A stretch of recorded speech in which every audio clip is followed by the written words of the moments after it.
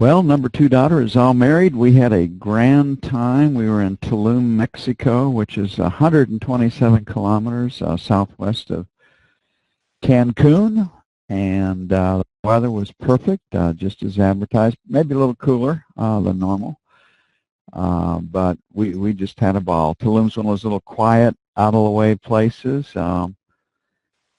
Never more than 1 or 2 people in the ocean in front of us where we were. Kind of the whole beach was that way. So really good times. Destination weddings are what they are. They're quite a bit different than normal weddings because you have 4 or 5 days to get in and really get to visit with all the people that came down. We had 70 people in attendance, which is a pretty good showing.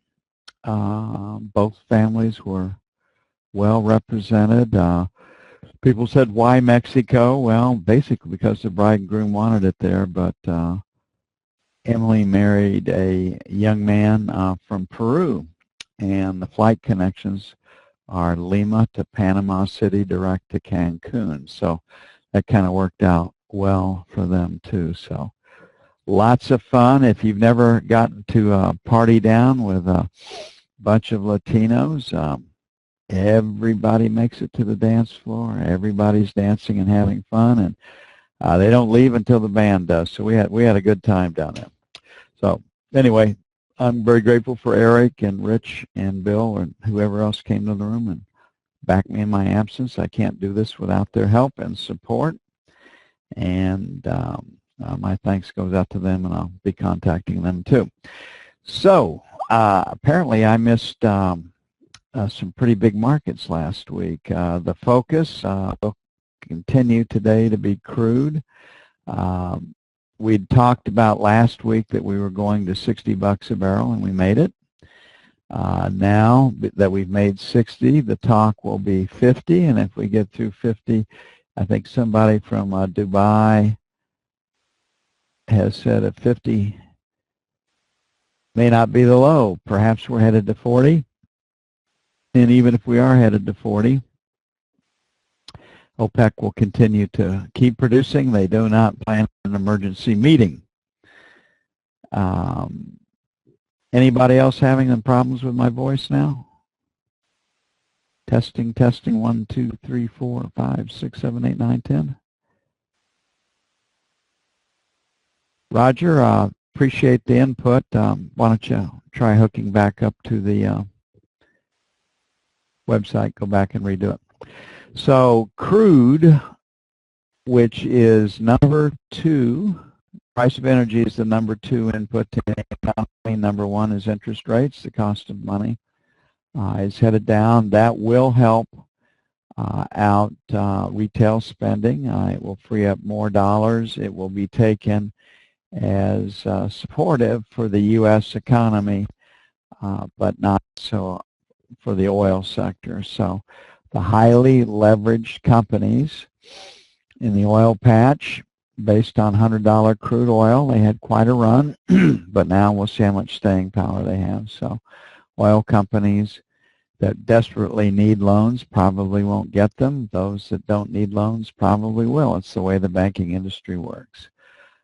So the price of crude oil is going to be the market's focus. And if crude oil continues its path lower, I imagine equities will go lower too. If crude turns around and trades up, and it looks like it can this morning, then equities can trade higher too. So down to the direction of crude oil for the E-mini, for financials, down to the direction of the E-mini. Okay, the market is selling overnight. Structurally, we have a new move out of this 2721, 24 area. So right here is where it started. Last rotate up in London was 19. Have single prints down to 14. So our first sell is 11 to 15, followed by 19 to 23. On the buy side, fairly aggressive. We got this single print right down here. So the breakout came from 4.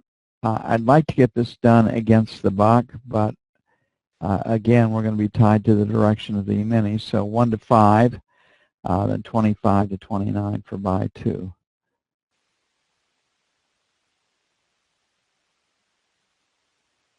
Today's news. Empire Manufacturing Index. First piece of news, 12.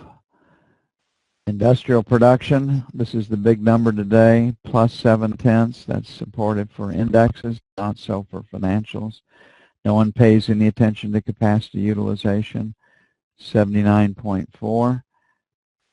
The only times anybody pays attention to capacity utilization is cost push inflation conditions, where the price of labor is going up. When you get up about 84% of capacity utilization, then a lot of people feel that in and of itself will cause inflation. So the NAHB housing number at 59, which would also be supported for the indexes. So the first piece of news up is Empire Manufacturing Index. The focus of the news today will be industrial production. The second piece of news up, NAHB, third at 10 Eastern at 59. This number and that number, if his forecast, would be negative for financials.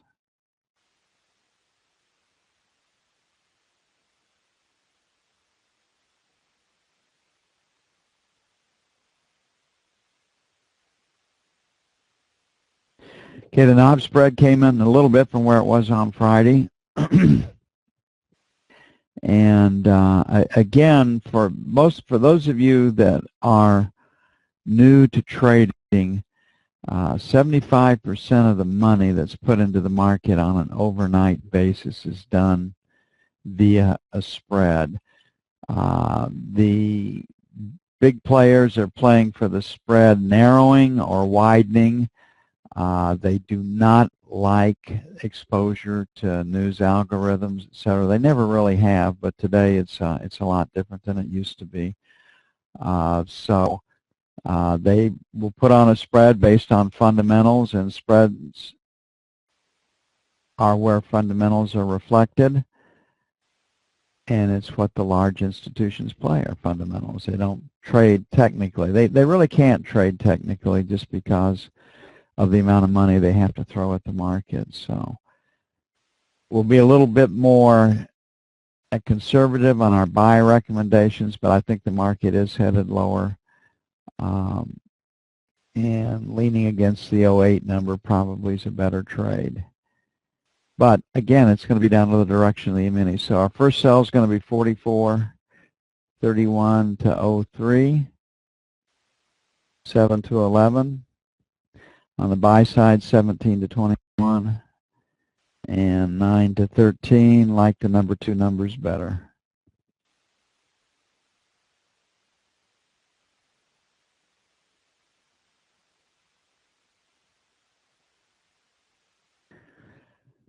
Okay, gold is a flight to quality instrument, sometimes driven by inflation, the inflation outlook with interest rates where they are and with crude oil coming down is pretty low right now. So you can see that volume right here, and you can see in Y period that the move started down out of volume, so this would be categorized as a mom, start of a new move. So this 23.25 is pretty stout resistance. London's high is 17.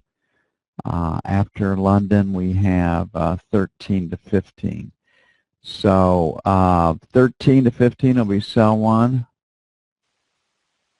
And then 18 to 20 will be sell 2. Got this low volume area down at 2. So support is 5 to 7. That's buy 1. I think we're headed lower though. But that's where support is. So 1200 plus or minus a couple will be buy 2. If the E-mini rallies today, I imagine gold will come off a little bit.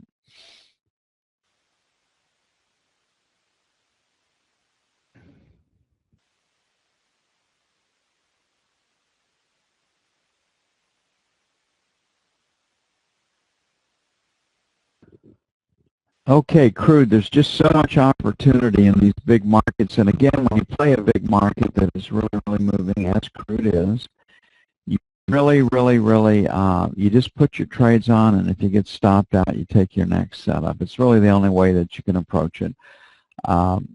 Your stops, if you are going to try to guess where support and resistance actually are, would have to be pretty wide. So just take your setups, keep your losses small, and you'll be right more often than wrong, and take the trades as you get. With Rich Gender's setups, which are posted under Rich Talk, even giving up a lot of trade location on these big days because of the intraday price swings, you'll still be able to make your business plan and then some. So 60 was our trading target when I left a week ago. Right now, you'd have to think that 50 is a trading target, as is 40. So 40, I got to get through 50 to get to 40. It's a nice round number. So we extended the range up here at 57. So we'll make 55, 57. Now, make 57 and a quarter, 57.50 by one. Lean against these single prints right here. And then 56.50. Just going to give it some room. 75 for buy two. You really do have to open it up in these situations. So 58 and a quarter, 58.50, sell one inside of resistance. And if we take out the high at 58.75, imagine we'll go a little higher, 59, 59 and a quarter for sell two. We'll adjust those as the day continues.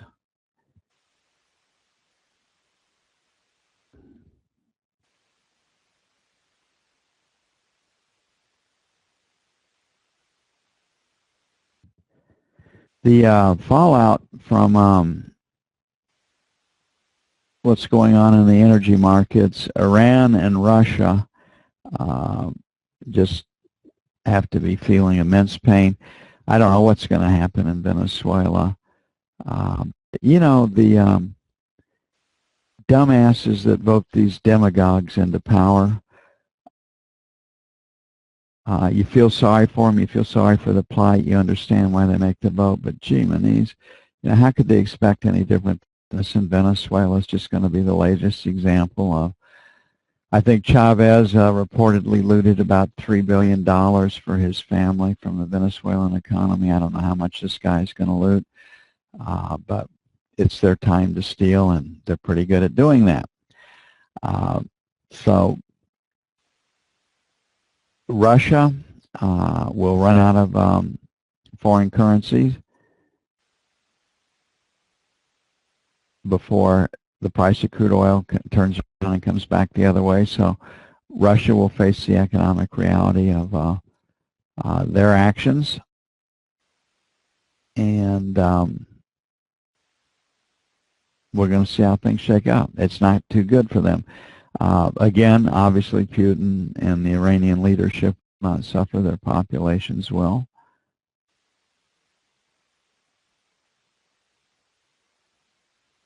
Which is the way it always is.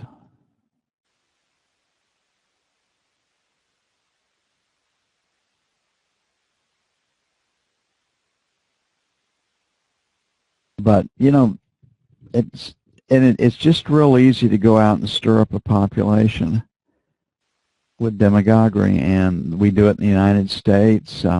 There's always a boogeyman out there that you're going to get the people divide and conquer. It's probably the longest strategy out there to get into power and stay into power, and then handing out goodies to those that vote for you is how you stay in office. So some things never change, right?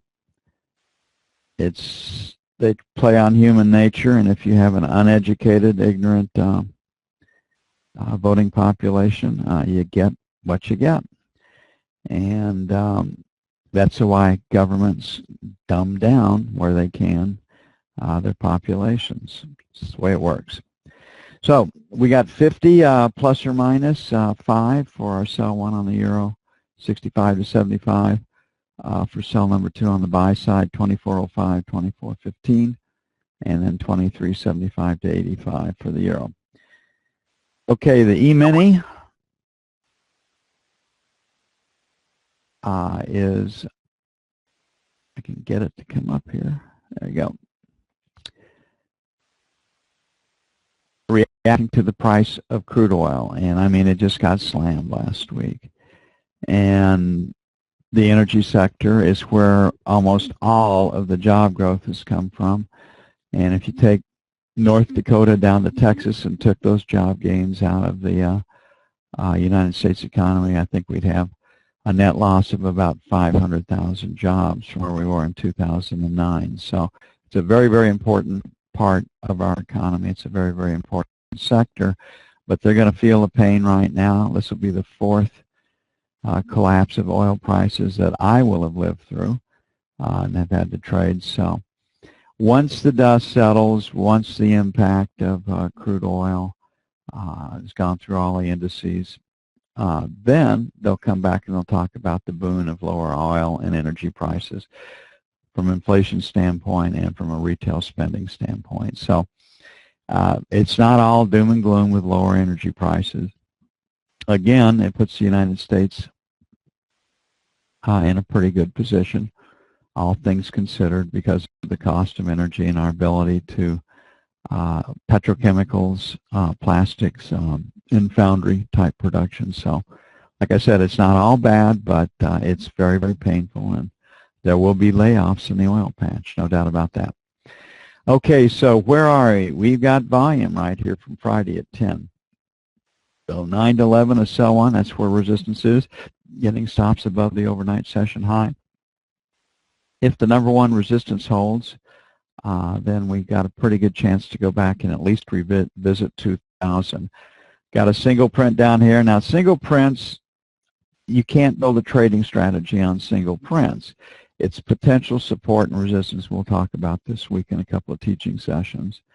And you need to pay attention to them because the market, you know, they're kind of like breakout points. And if breakout points hold, then support or resistance has been retested. The market will act accordingly. The language of the market is the retest. If a retest of support or resistance holds, then bigger money will enter the market. So we got a London low at 99. We've got a last row takedown London at 201. So buy 1 is 99 to 201. Price of crude oil trades up. The E-mini will trade up today. 96.94 will be buy 2. News, Empire Manufacturing Index, 12. First piece of news up, the market will react to it. Industrial production, plus 0.7. That's a big number. Comes in as forecast, is supportive. NAHB at 59. That's a supportive number. So the news, if as forecast, is supportive for the indexes, and if crude oil trades up today, I imagine the indexes will too. So that's going to be our focus, what happens with the crude oil. Okay, it'll take at least 20 minutes to get everything posted. I'm going to get busy on that. I'll be back with you as soon as I can. In the meantime, good trading.